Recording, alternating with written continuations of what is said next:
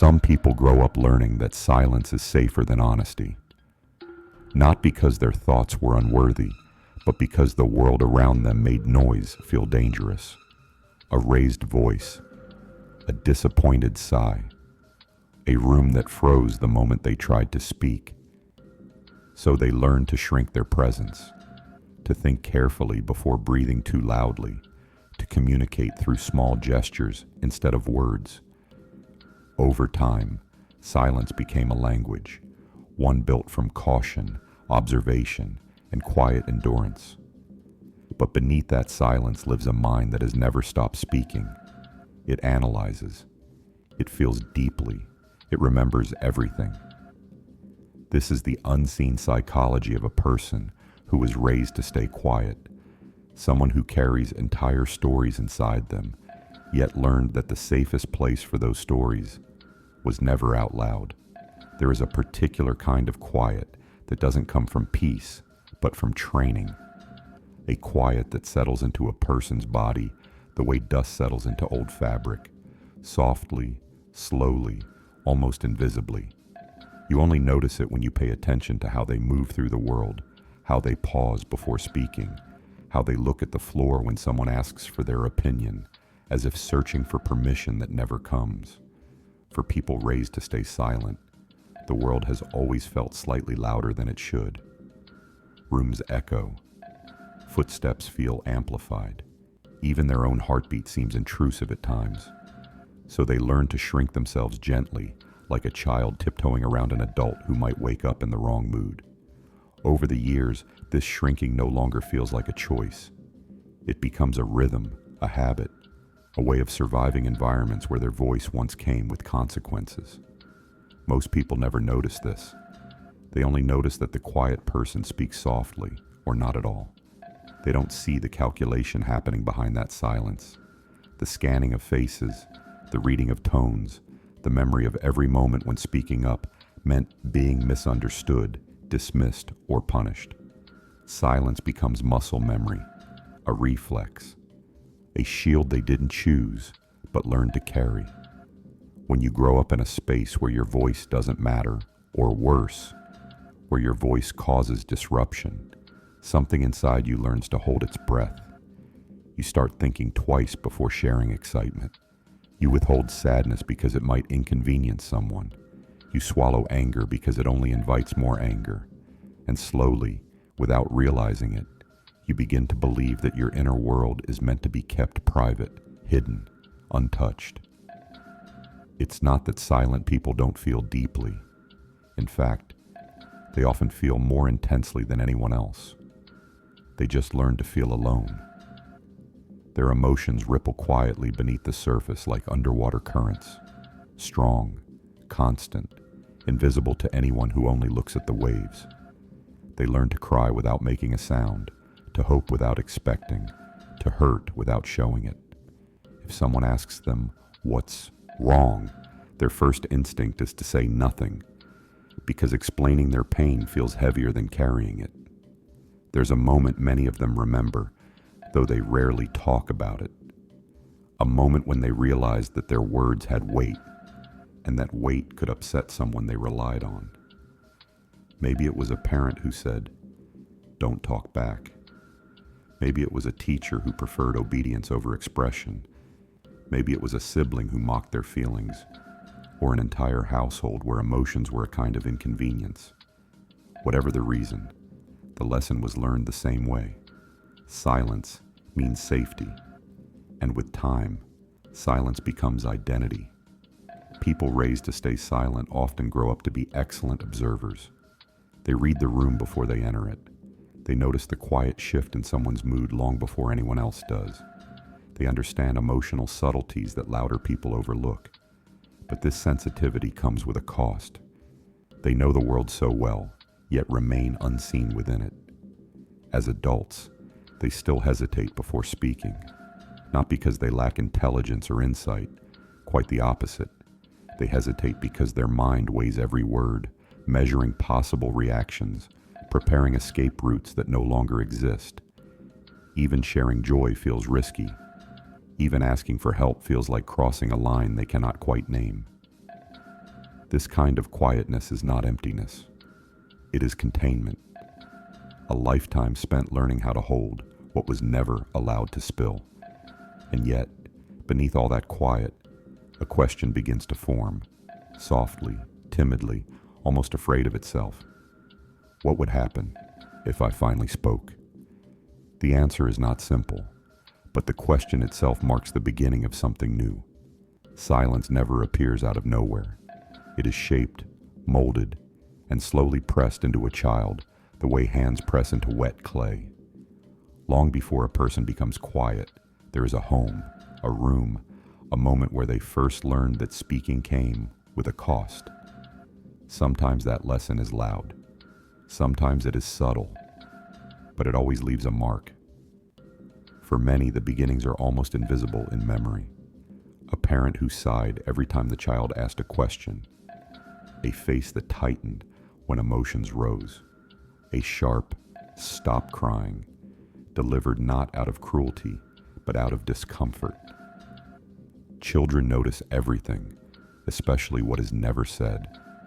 They learn the rules of the household without anyone having to say them aloud. And the first rule in certain homes is simple: keep your voice down. In some families, silence is inherited like an heirloom. Parents who were never taught to express themselves pass the same quietness to their children, not intentionally, not maliciously, but inevitably.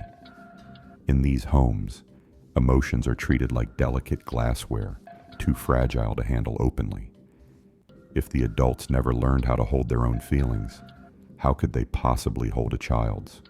So the child becomes the quiet one, not because they want to be, but because the emotional space around them leaves no room for sound. Every time they reached out, the world withdrew just slightly. Every time they wanted comfort, the air grew a little colder. Eventually, the child learns that speaking is a risk they cannot afford to take. Some experience silence enforced through control.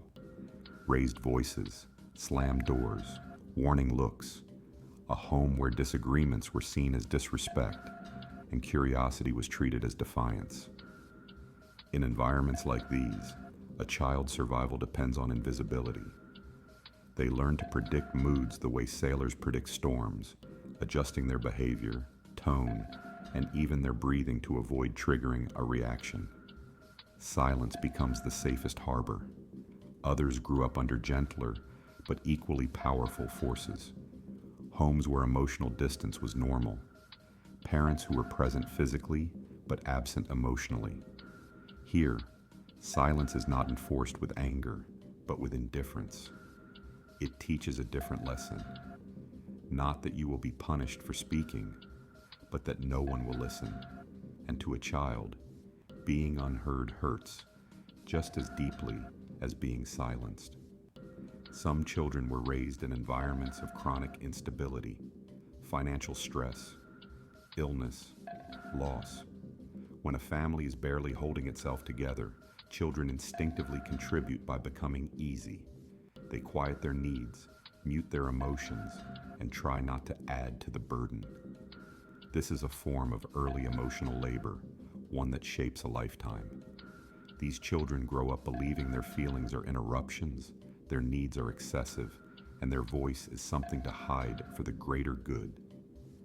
There are also cultural forms of silence.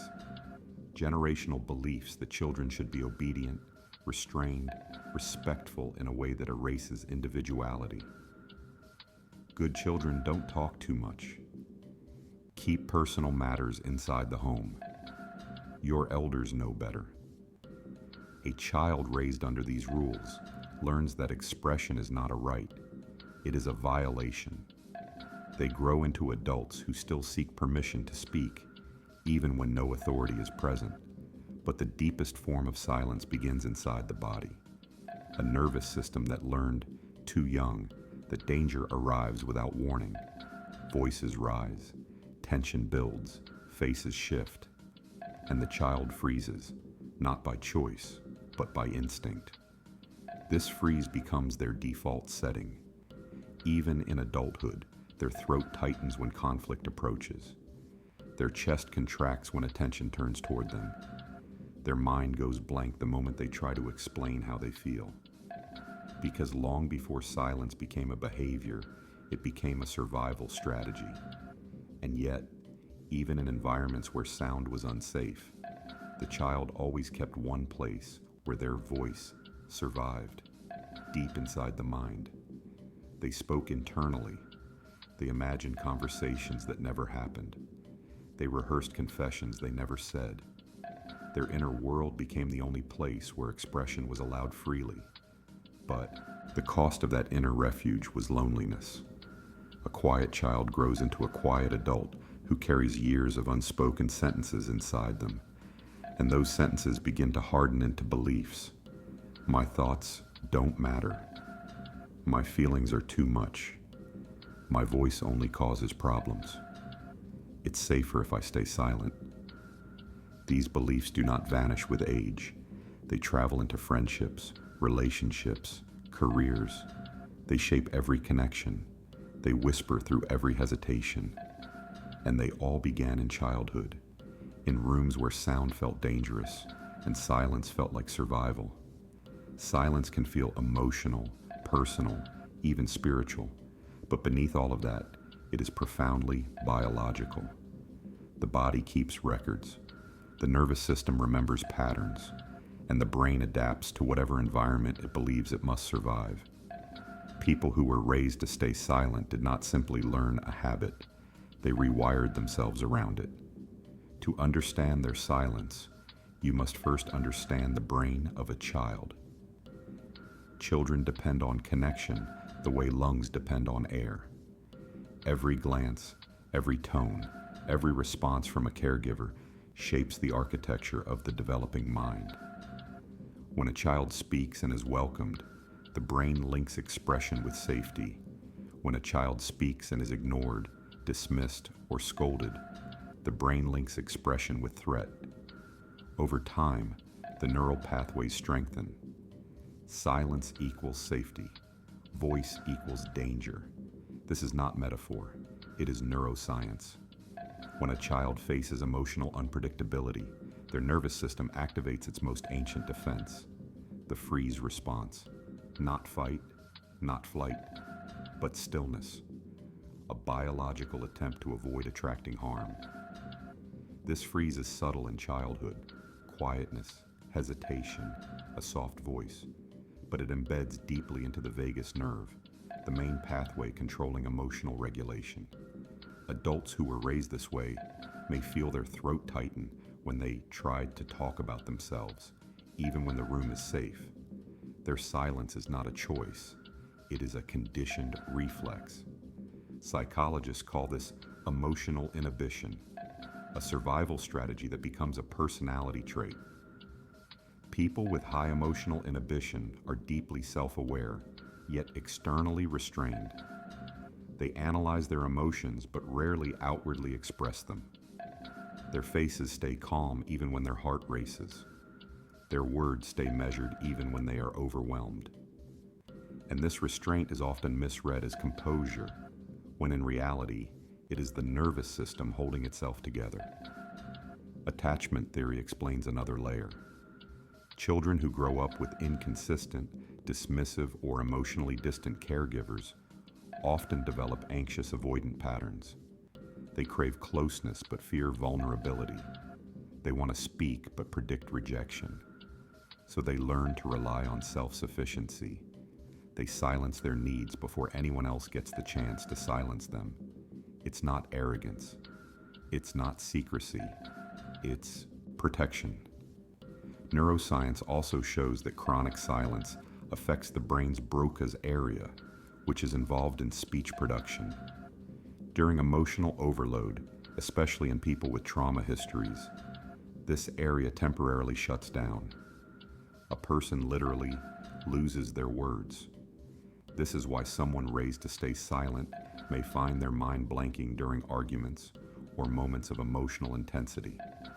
Their biology reverts to the old rule: stay quiet to stay safe. But suppression doesn't erase emotion, it simply buries it. Inside the brain's limbic system, especially the amygdala, emotional memories accumulate. Unspoken anger stiffens the body. Unexpressed sadness weighs on the chest. Unvoiced needs echo internally, growing louder each year. This creates what psychologists call a dissonant identity, a self that feels deeply but appears muted. They know who they are on the inside, yet struggle to show it.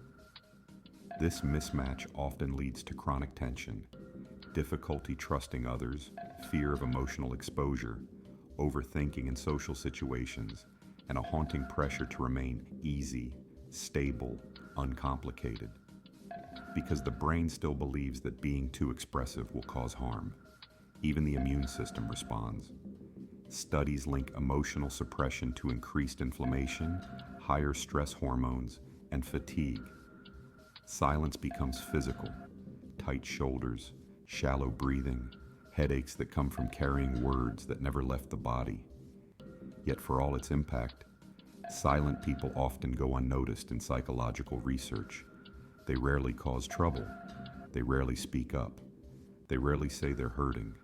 Their suffering is internal, organized, quiet. But neuroscience reveals something tender beneath this silence. The mind of someone who adapted brilliantly to protect themselves. A person whose quietness is not weakness, but a survival blueprint. Still, the body eventually whispers back. Feelings rise slowly through the cracks. Thoughts press against the walls, built to contain them. A question starts forming in the silence, not out of rebellion, but biology. How much longer can I hold everything in? The answer unfolds in the next chapter, where the internal world finally begins to fight back. Silence can protect a child, but it begins to suffocate an adult. There comes a time, often quietly, almost imperceptibly, when the inner world starts pushing against the walls that once kept it safe. People raised to stay silent don't explode outwardly. Their rebellion is inward, private, and slow burning. It begins as a restlessness, a heaviness, a subtle ache that feels like the body is asking for something it never learned how to receive. The conflict begins with small moments. Moments when they want to speak, but feel the familiar paralysis tightening around their throat. Moments when someone asks, "Are you okay?" And the honest answer forms in the mind, but dies before reaching the lips. Moments when a boundary is crossed, and instead of resisting, they retreat into themselves because resistance feels dangerous, even in adulthood. Inside their mind, however, a storm begins to gather.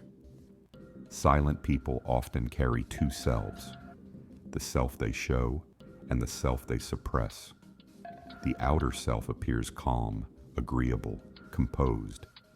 The inner self is loud, emotional, and overflowing with what was never expressed. The tension between these selves can stretch across years, tightening gradually until it becomes almost unbearable. Their thoughts grow heavier, their emotions grow sharper, their silence grows louder.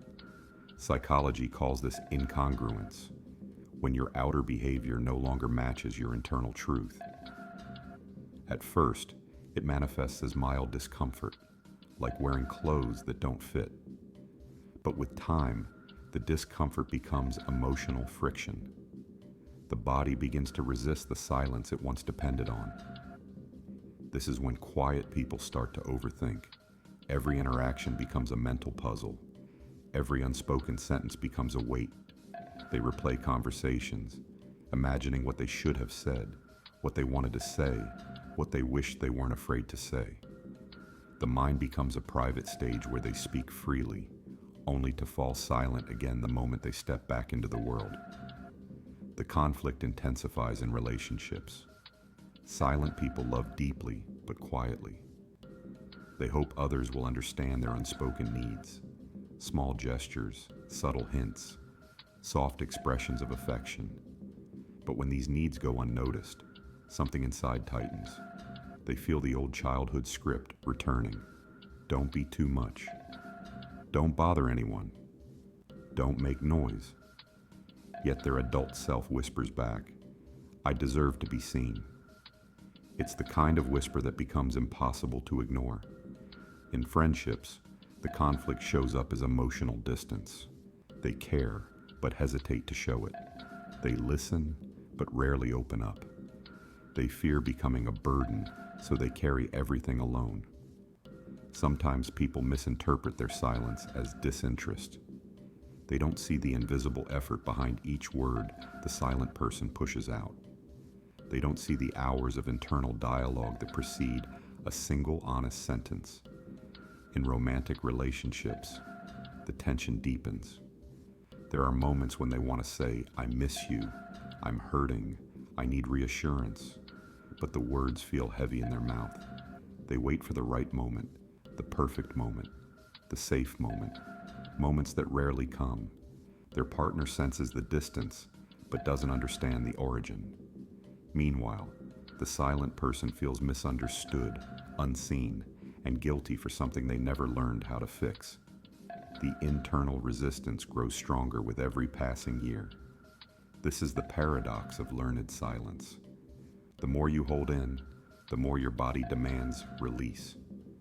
Emotions that were once contained begin rising without permission. Frustration leaks out in sudden tears. Anger surfaces in unexpected ways. Loneliness becomes sharper, more defined. The body, after years of suppression, finally rebels. It refuses to carry unspoken truths forever. This rebellion is not loud, not yet, but it is persistent. A tightening in the chest when someone interrupts. A quiet resentment when others overlook their needs. A sudden exhaustion from pretending everything is fine. Gradually, the person realizes that silence, their oldest friend, their safest shield, has become a cage. But every cage has a hinge, and every hinge loosens eventually. In the next chapter, the hinge begins to shift, not through a dramatic confrontation, but through a small, fragile, deeply human moment. The moment when silence finally cracks.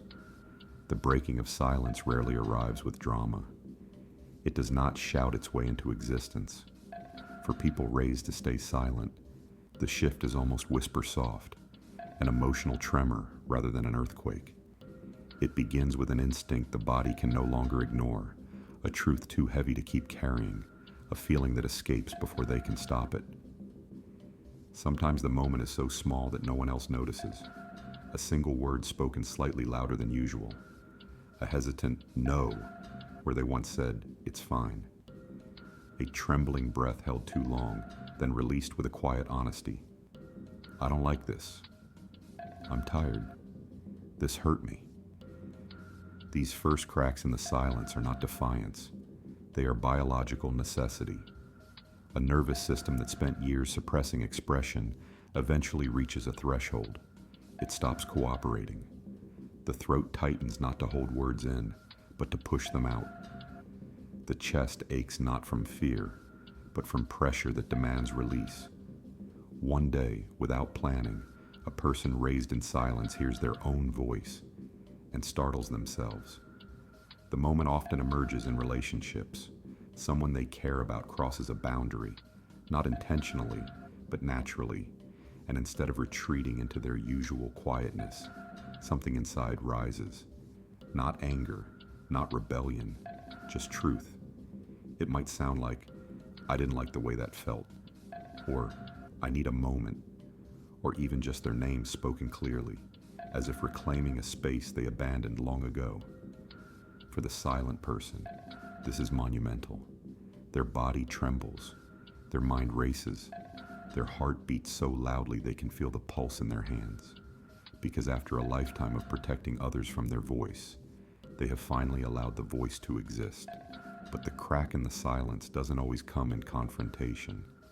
Sometimes it appears in vulnerability, an unexpected confession during a late-night conversation, a quiet admission of sadness when someone asks, "How are you really?" A tear falling without apology, a moment when the inner world leaks out through tired eyes or trembling lips. These moments feel terrifying and relieving at the same time. terrifying because they violate the childhood rule: stay quiet. Relieving because the truth, once spoken, feels lighter than imagined. This is the emotional paradox. The first honest sentence feels like breaking something, yet it also feels like breathing for the first time. Psychologically, this moment marks a shift from suppression to expression. Not full expression, not loudness, not fluency, just a first step. The amygdala no longer overrides the voice. The vagus nerve relaxes enough to allow breath. The prefrontal cortex, the part of the brain responsible for meaning and clarity, finally gets a say. The body begins unlearning the old rule, one fragile moment at a time. The crack in the silence doesn't mean the silence disappears. It means the silence is no longer absolute. And like any crack in a long-standing structure, it begins expanding. Small truths feel slightly easier to speak. Boundaries become marginally clearer. Feelings rise to the surface without immediately drowning in guilt. But this transition is delicate. After speaking once, many silent people recoil, ashamed, scared, overwhelmed. They replay the moment. They worry whether they said too much. They apologize in their mind for being dramatic, difficult, too honest. Old beliefs want to pull them back into the familiar comfort of staying quiet. But the body remembers. It remembers the breath that followed the truth. It remembers the small relief of being heard by someone else, or even by themselves.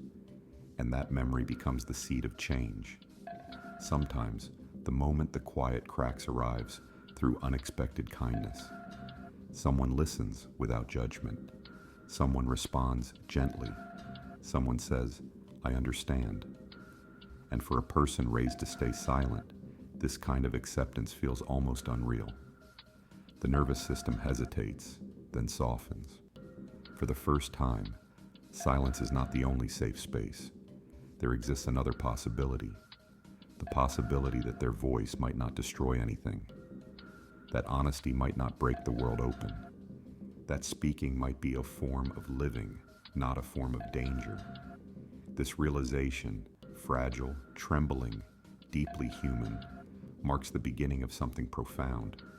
Not freedom yet, not transformation, but the start of permission. The door that was always locked has not fully opened, but something inside has finally turned the handle. After the first crack in the silence, something subtle begins to shift. Not dramatically, not all at once, but slowly, like dawn spreading across a sky that has been dark for too many years. For a person raised to stay silent, this stage is not about suddenly becoming outspoken. It is about learning a language they were never taught, the language of their own inner world. Speaking for them is not as simple as forming words. It requires decoding emotions they once buried, understanding needs they once dismissed, and recognizing desires they once called too much. This is an internal education, quiet, personal, and deeply unfamiliar. The first lesson is awareness. Silent people often mistake their emotional numbness for calmness, their hesitation for neutrality, their avoidance for peace. But beneath these layers lie real, complex feelings waiting to be acknowledged. Sometimes it begins with something as small as noticing a knot in their stomach and naming it. That's anxiety. A heaviness in their chest. That's sadness. A tightness in the jaw. That's anger. Naming the feeling is its own act of expression. It is the voice turning inward before it ever turns outward. The second lesson is permission. Children raised to stay silent internalize the belief that their feelings are inconveniences. So in adulthood, they need to relearn the radical truth that emotions are not disruptions. They are signals. They are not burdens.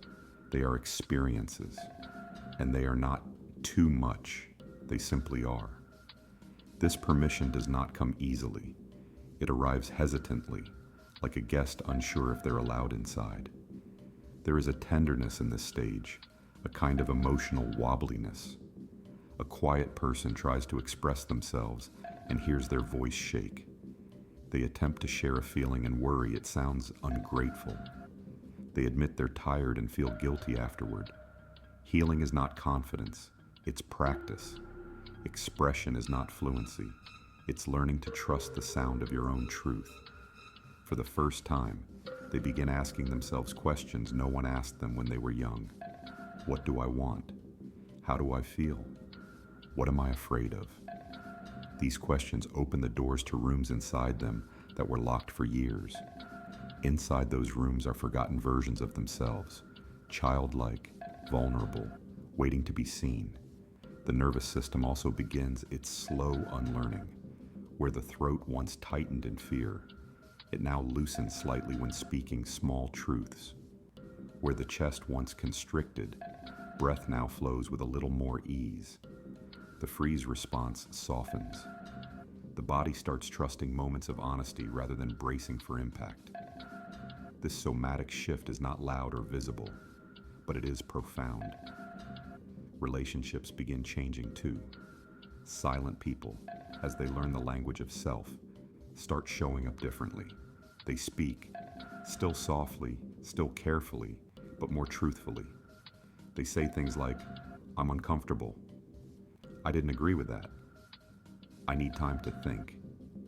These sentences are simple, but for someone raised in silence, they feel like revolutions. Some relationships respond with warmth, some with confusion, some with resistance. Because when a silent person begins expressing themselves, the balance others relied on begins to change. But this stage is not about others.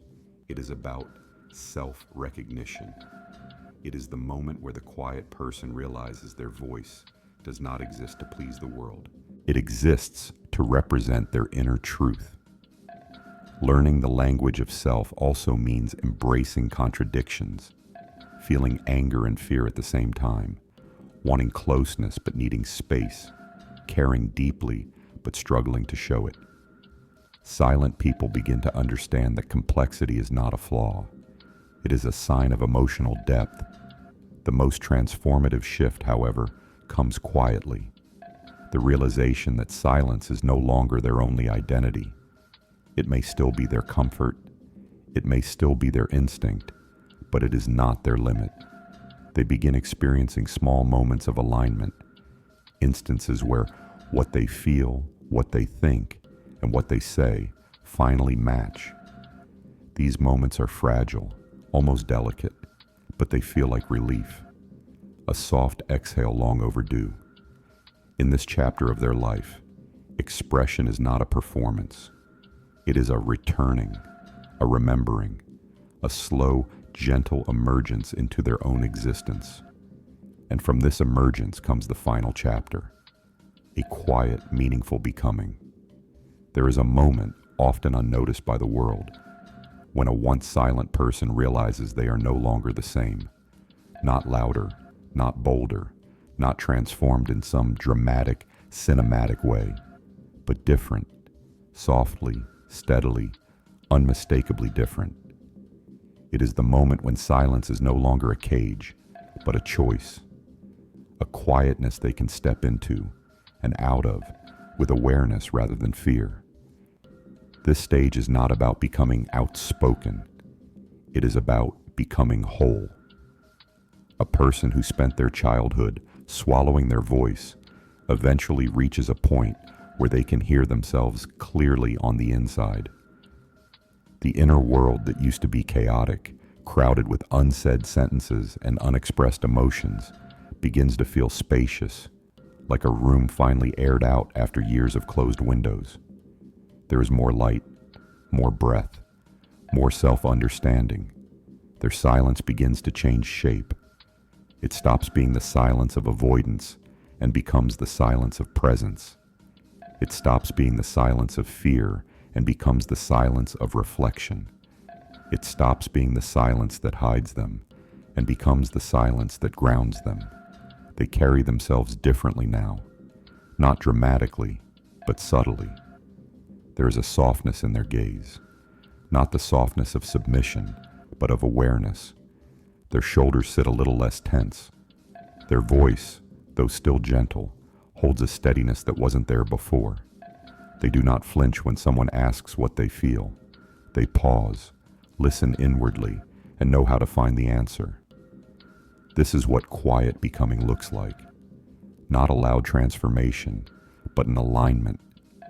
The person they are on the inside slowly merges with the person they show to the world. Their truth no longer trembles inside them, it breathes. The relationships around them begin shifting too. Some people notice the change. They hear the clear boundaries, the small but firm no, the honest expressions that were once swallowed. Some relationships grow deeper, more authentic. Others fade, because the silent person is no longer willing to carry the weight of one-sided harmony. This is not loss. It is natural pruning. A quiet person does not need many connections. They need real ones. In solitude, they find a new kind of peace. Not the numbness they once mistook for calm, but a living, breathing stillness. A silence filled with awareness, not suppression. A silence that holds them gently, like warm water around the body. They begin recognizing the difference between their childhood silence and their adult silence. One was imposed, the other is chosen. The child stayed quiet out of fear. The adult chooses quiet out of wisdom. And yet, the most meaningful shift is internal. They begin trusting themselves, trusting their perceptions, trusting their emotions, trusting that their voice has value, even if they use it softly. They move through the world observing, sensing, understanding, not because they are afraid to speak, but because they know listening is its own form of power. Their silence is no longer emptiness. It is depth. The world around them may still misinterpret their quietness. Some will call it shyness. Some will call it reserve. Some will think it is a lack of confidence. But they will know the truth. Their quietness is no longer a wound. It is a landscape, a place they learned to live in, not because they had to, but because they discovered beauty there. And on rare occasions, when something matters, when something cuts through the layers, when truth rises like a tide inside them, they speak, not loudly, not for attention, but with clarity. A clarity that carries all the years they stayed silent, all the emotions they once hid, all the resilience they built in the dark. Their words land softly, yet they land with weight. This is the quiet becoming. A life where silence is not erasure, but choice. Where voice is not rebellion, but truth. Where the once silent child grows into an adult whose quietness is no longer a survival strategy, but a form of being, a presence, a depth, a gentle, steady world within.